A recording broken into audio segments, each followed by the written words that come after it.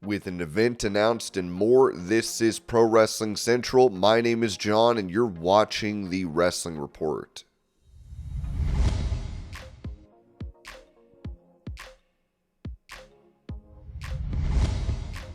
Responding to those that are not a fan of her running hip attack finishing move, Jada Parker told No Contest Wrestling not to be disrespectful, but if I were to use another one, then I wouldn't be Jada Parker, because that hypnotic is Jada Parker. I understand people don't like it. They don't understand it. Well, you're not me. You're not going to understand and you're not going to like it, but I promise you, if I sit your ass down right here and I run at you like I run at them, you're not going to get up. My hypnotic, it comes from soccer, because if you really want to get hip checked in soccer, I will make you fly about 30 yards, if we're being honest, having that type of momentum. If people don't understand it or don't want to accept it, that's not my problem. That sounds like a personal problem, so it's okay. And no, I'm not going to change my finisher. I'm not. I might upgrade it, but I'm not changing it. I can only go up from here, and there's so many people. Oh, you need to get this. You need to get that. Well, I think you need to mind your damn business. Unless you want to get hit with that by yourself, but to each their own.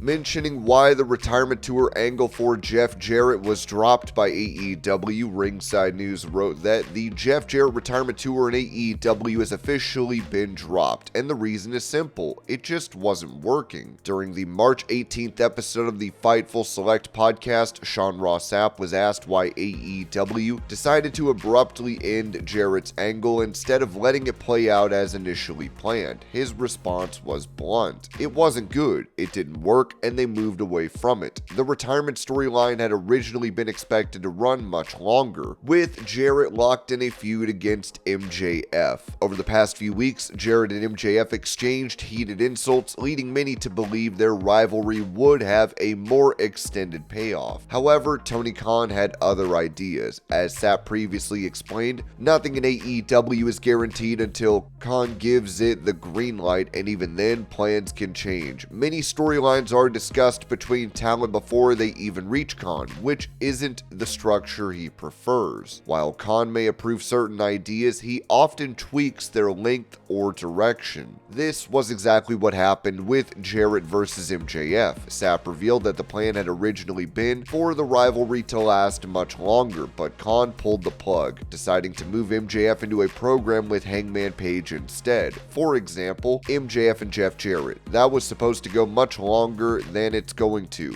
but Tony Khan was like, no, I've got other plans. I'm moving towards MJF and Hangman, so that didn't end up happening. The end of Jarrett's retirement tour was made clear when MJF insulted him after Jarrett failed to win a shot at the AEW World title on the February 5th episode of AEW Dynamite. That same night, MJF pivoted into a fiery promo segment with Dustin Rhodes, signaling a shift in direction. For now, MJF is set to feud with Dustin Rhodes, but all signs point toward a much bigger showdown with Hangman Page in the near future. As for Jarrett, his role in AEW remains uncertain, but his farewell storyline has officially been cut short.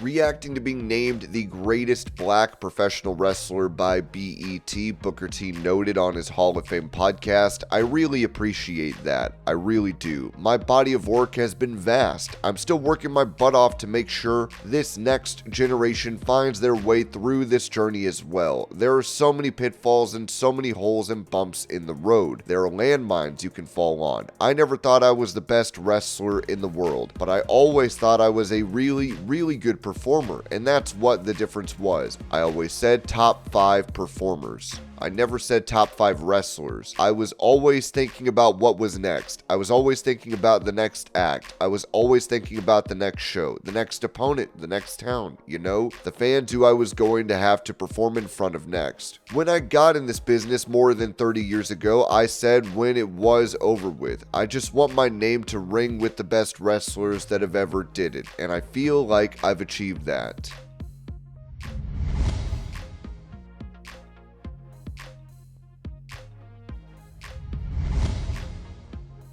Taking to X, Layla Hirsch addressed her recent departure from AEW, writing, "After taking some time to reflect and recharge, I'm beyond excited to announce that I'm back on the independent wrestling scene. I've missed the rush, the fans, and the adrenaline that comes with stepping into that ring. I'm ready to bring the passion and the performance you know and love, now accepting bookings."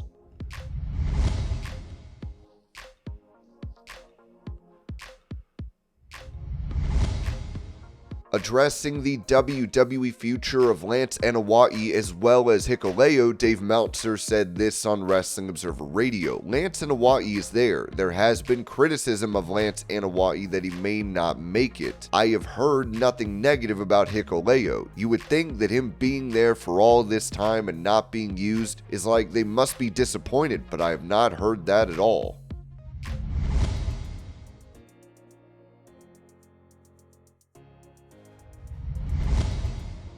When it comes to an upcoming WWE event, Ringside News wrote that WWE is bringing the laughs to Las Vegas with a brand new event, the Roast of WrestleMania, set for April 20th at the Blow Live Theater. This closed-door, non-televised roast will feature Tony Hinchcliffe and a lineup of WWE superstars including Sami Zayn, The Miz, Braun Strowman, and Paul Heyman. In a press release, WWE confirmed the event in partnership with Fontainebleau Las Vegas, the official host hotel of WrestleMania 41. The show will kick off at 10 p.m. Pacific, just hours after the final night of WrestleMania 41 at Allegiant Stadium. Hinchcliffe, the internationally renowned comedian, one of the top roasters in the world, and the mastermind behind Kill Tony, will bring together top comics and entertainers for an unforgettable night of laughs and huge surprises, the press release stated. Fans looking to attend can jump on the exclusive pre-sale starting March 19th at 11 a.m. Eastern, 8 a.m. Pacific via Ticketmaster. General public tickets go on sale March 21st at the same time. VIP packages, including meet and greets and premium seating, are also available through On Location. Beyond the roast, Fontainebleau Las Vegas is fully embracing WrestleMania week, hosting events like the WWE Hall of Fame ceremony, NXT Stand and Deliver, and Undertaker One Dead Man Show. Fans can even score up to 30% off room rates through the Fontainebleau Rewards program, with WWE stacking the Las Vegas lineup with SmackDown, Raw, NXT Stand and Deliver, and WWE World. This is shaping up to be a massive weekend for wrestling fans.